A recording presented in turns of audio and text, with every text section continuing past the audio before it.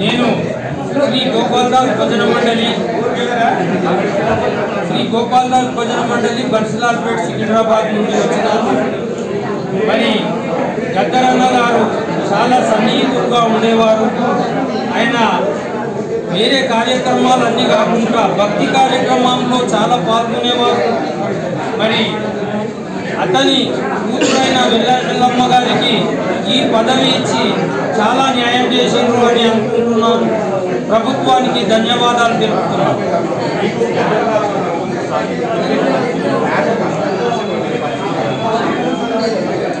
చాలా దగ్గర సంబంధం ఉంటుండే, ప్రతి చిన్న విషయం కూడా సలహా చేస్తుండే.